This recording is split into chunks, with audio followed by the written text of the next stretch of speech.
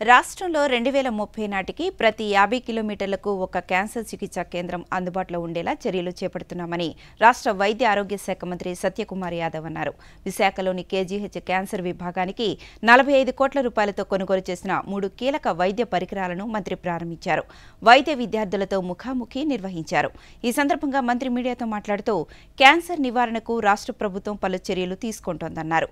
కర్నూలులో రాష్ట్ర స్థాయిలో క్యాన్సర్ కేంద్రాన్ని, గుంటూరు, విశాఖ బోధనాసుపత్రుల్లో టైర్ 2 కేంద్రాలను అభివృద్ధి చేసినట్లు వెల్లడించారు. రాష్ట్ర వ్యాప్తంగా వివిధ ఆసుపత్రులకు 312 కోట్ల రూపాయల ఖర్చుతో క్యాన్సర్ పరికరాలను కొనుగోలు చేసినట్లు మంత్రి తెలిపారు. ఈ సెప్టెంబర్ నెల నుంచి మళ్ళీ స్క్రీనింగ్ పరీక్షలు మరింత జాగ్రత్తగా ప్రెసిషన్తో చేపట్టే విధంగా చర్యలు చేపడుతున్నాం. తద్వారా ప్రాథమిక దశలోనే గుర్తించడం కోసం ఇవాళ ప్రారంభించిన మిషన్లన్నీ అత్యంత అధునాతనమైనవి. 1 మిల్లీమీటర్ ప్రెసిషన్తో రేడియేషన్ ఇవ్వడం కానీ, సర్జికల్ ఇంటర్వెన్షన్ చేయడానికి కానీ అవకాశం ఉన్న ఎక్విప్మెంట్ ఇవాళ.